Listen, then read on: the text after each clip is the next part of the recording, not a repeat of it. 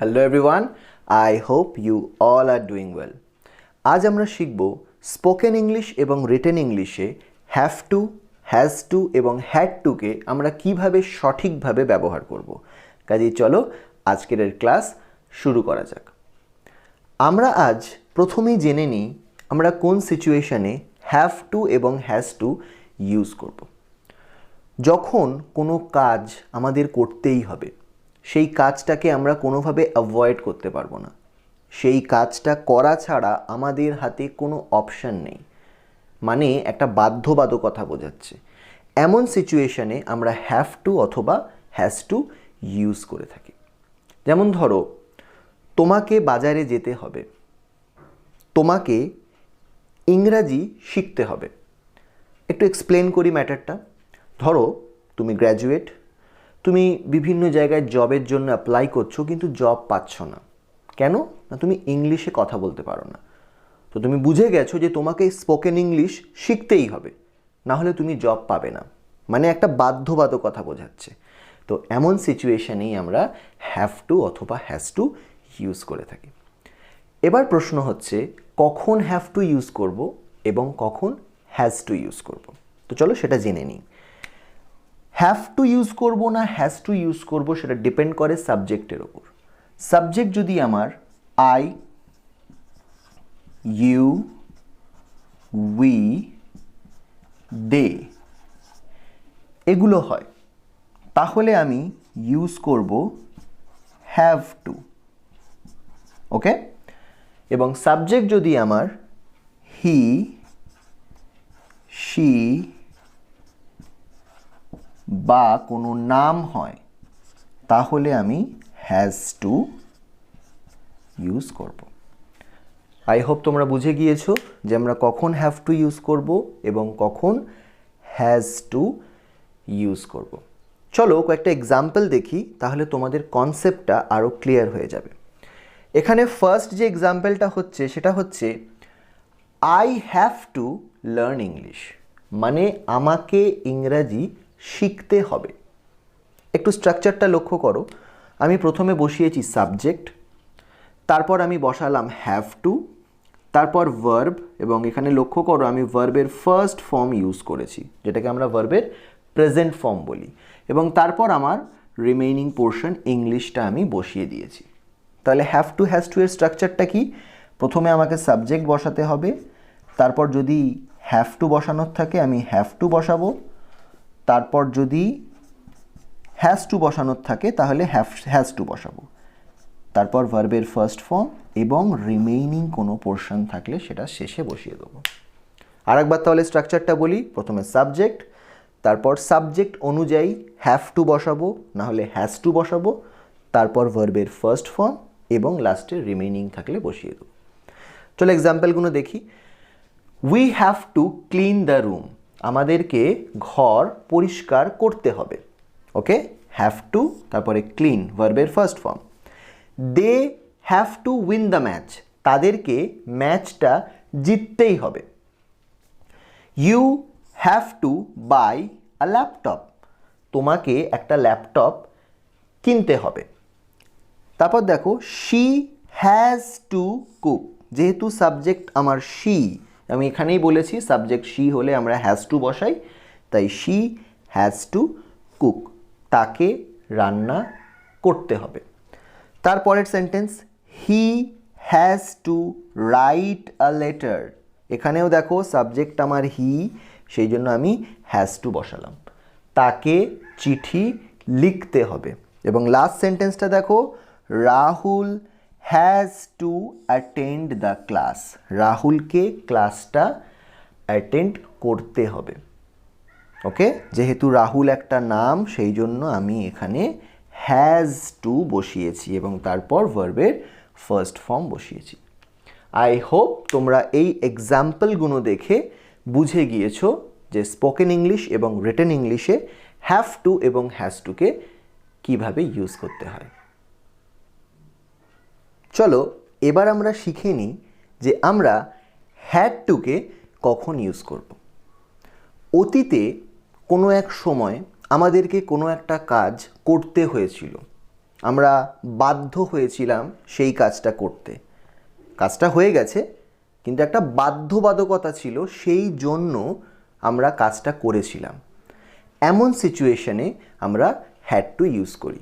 যেমন আমাকে বইটি কিনতে হয়েছিল, কোনো একটা রিজনে, মেবি আমার বইটা হারিয়ে গিয়েছিল এবং বইটা খুব দরকারি আমার জন্য, তাই আমাকে বইটা কিনতে হয়েছিল। আমাকে বাজারে যেতে হয়েছিল, তাকে রান্না করতে হয়েছিল। আই হোপ তোমরা বুঝে গিয়েছো যে আমরা কোন সিচুয়েশনে হ্যাড টু ইউজ করি। চলো একটা এক্সাম্পল দেখি। First example, I had to learn English. আমাকে ইংরাজি শিখতে হয়েছিল। ওকে, এখানেও স্ট্রাকচারটা দেখো, আমি সাবজেক্টের পরে হ্যাড টু বসিয়েছি এবং তারপরে ভার্বের ফার্স্ট ফর্ম বসিয়েছি। কাজে স্ট্রাকচারে খুব একটা তফাৎ নেই হ্যাভ টু এবং হ্যাজ টু এর সাথে। এখানেও একই রুলস ফলো হবে। সাবজেক্টের পরে আমি হ্যাড টু বসাবো এবং হ্যাড টু এর পরে আমি ভার্বের ফার্স্ট ফর্ম বসাবো এবং লাস্টে যদি কোনো রিমেইনিং পার্ট থাকে সেটা বসিয়ে দেব। আরও একটা এক্সাম্পল দেখো, শি হ্যাড টু কুক। তাকে রান্না করতে হয়েছিল। সে হয়তো ইউজুয়ালি রান্না করে না, কোনো কারণে বাড়িতে কাজের লোক আসেনি, তাই তাকে সেদিন রান্না করতে হয়েছিল। তাই সে বলছে, আমি বলছি শি হ্যাড টু কুক, তাকে রান্না করতে হয়েছিল। আরও একটা জিনিস লক্ষ্য করো, আমি এখানে আই এর সাথেও হ্যাড টু বসিয়েছি, শি এর সাথেও হ্যাড টু বসিয়েছি। যখন আমরা হ্যাভ টু হ্যাজ টু এর ইউজ শিখছিলাম সেখানে এটা ডিপেন্ড করছিল সাবজেক্টের ওপর যে কখন হ্যাভ টু বসবে কখন হ্যাজ টু বসবে। কিন্তু হ্যাড টু এর ক্ষেত্রে এমন কোনো রুলস নেই, সব ক্ষেত্রেই আমি হ্যাড টু বসাবো। সাবজেক্ট আই হলেও হ্যাড টু বসবে, শি হলেও হ্যাড টু বসবে, কোনো নাম হলেও হ্যাড টু বসবে এবং সাবজেক্ট যদি ইউ, দে, উই এগুলো হয় তাহলেও হ্যাড টু বসবে। ক্লিয়ার? নেক্সট এক্সাম্পলটা দেখা যাক। You had to go home. তোমাকে বাড়ি যেতে হয়েছিল। They had to cancel the meeting. তাদের মিটিংটা ক্যান্সেল করতে হয়েছিল, বাতিল করতে হয়েছিল। He had to go to market. তাকে বাজারে যেতে হয়েছিল। Kumkum had to eat pizza. কুমকুমকে পিৎজা খেতে হয়েছিল। মেবি কুমকুম পিৎজা খায় না, কোনো কারণে বাধ্য হয়ে তাকে পিৎজা খেতে হয়েছিল। ওকে, এখানে একটা গুরুত্বপূর্ণ কথা বলবো। অনেকে এটা ভাবে যে এটা যেহেতু পাস্ট টেন্সকে ইন্ডিকেট করছে সেই জন্য হ্যাড টু এর পরে বোধহয় ভার্বের সেকেন্ড ফর্ম বা পাস্ট ফর্ম বসবে। এমন কিন্তু কোনো কথা নয়, এই ভুলটা করো না। হ্যাড টু এর পরে কিন্তু ভার্বের ফার্স্ট ফর্মই বসবে। এই হ্যাড টুটাই ইন্ডিকেট করে দিচ্ছে যে এটা পাস্ট টেন্স। আই হোপ তোমরা বুঝে গিয়েছো যে হ্যাড টুকে আমরা কিভাবে ইউজ করতে পারি। এতক্ষণ আমরা শিখলাম যে হ্যাভ টু, হ্যাজ টু এবং হ্যাড টুকে অ্যাফার্মেটিভ সেন্টেন্সে আমরা কিভাবে ইউজ করব। চলো এবার জেনে নিই হ্যাভ টু, হ্যাজ টু এবং হ্যাড টুকে নেগেটিভ এবং ইন্টারোগেটিভ সেন্টেন্সে আমরা কিভাবে ইউজ করতে পারি। চলো প্রথম এক্সাম্পলটা দেখো। আই হ্যাভ টু গো মানে আমাকে যেতে হবে।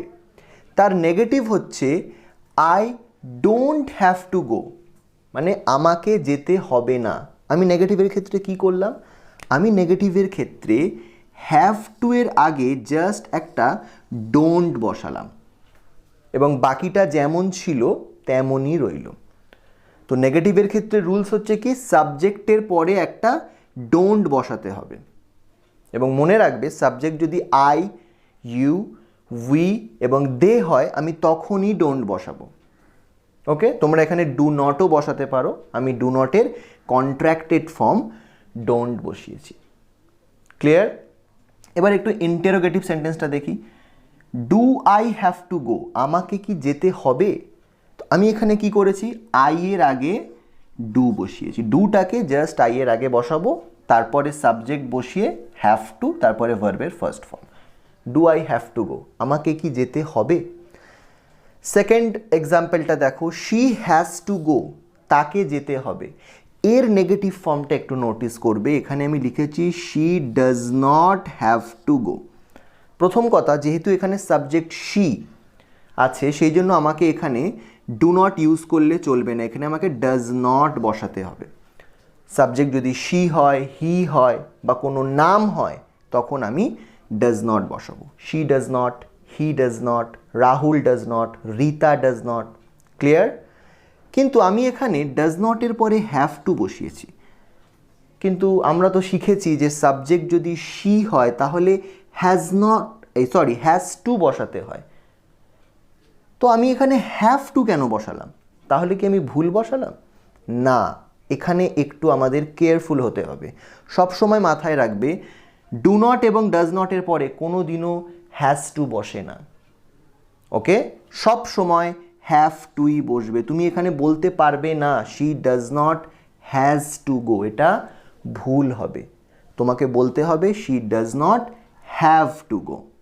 এখানে হ্যাজ টু বসবে, অ্যাফার্মেটিভের সময় হ্যাজ টু বসবে, কিন্তু নেগেটিভের সময় তুমি হ্যাজ টু বসাতে পারবে না। I hope clear. এবারে কোয়েশ্চেনের সময় কি হবে? যেহেতু সাবজেক্ট আমার শি, এখানে ডু ইউজ করলে হবে না, আমাকে ডাজ ইউজ করতে হবে এবং ডাজটাকে সাবজেক্টের আগে বসাতে হবে। ডাজ শি হ্যাভ টু গো, এখানেও আমি হ্যাজ টু ইউজ করতে পারবো না, আমাকে হ্যাভ টুই ইউজ করতে হবে। ক্লিয়ার? থার্ড এক্সাম্পলটা দেখো, ইউ হ্যাভ টু গো, তোমাকে যেতে হবে। Negative, you don't have to go, তোমাকে যেতে হবে না। Question, do you have to go, যেহেতু সাবজেক্ট ইউ আমি এখানে ডু বসাবো এবং আমি ডুটাকে সাবজেক্টের আগে বসিয়ে দেবো, বাকিটা যেমন ছিল তেমনই থাকবে। ক্লিয়ার? এবার একটু হ্যাড টু এর সেন্টেন্সগুলো দেখি। এখানে দেখো 4 নম্বর সেন্টেন্সটা, রমা হ্যাড টু গো, রমাকে যেতে হয়েছিল, মানে একটা পাস্ট টেন্সকে ইন্ডিকেট করছে। এর নেগেটিভ হচ্ছে Rama did not have to গো। এখানে যেহেতু পাস্ট টেন্স সেই জন্য আমি আর ডু নট বা ডাজ নট বসাবো না, আমি ডিড নট বসাবো বা ডিডেন্ট। ওকে, আবারও বলছি, যেহেতু হ্যাড টু আছে, এটা পাস্ট টেন্সকে ইন্ডিকেট করছে, তাই আমি এখানে ডিড নট বসাবো। এবার আরও একটা প্রশ্ন, ডিড নটের পরে হ্যাভ টু বসলো কেন? ডিড নটের পরে কি হ্যাড টু বসা উচিত ছিল? না, এখানেও তোমাদের কেয়ারফুল হতে হবে। ডিড নটের পরেও হ্যাড টু বসে না, ডিড নটের পরেও তোমাকে হ্যাভ টুই বসাতে হবে। তুমি বলতে পারো না Rama did not had to গো, সেটা ভুল হয়ে যাবে। বলতে হবে Rama did not have to go. Clear?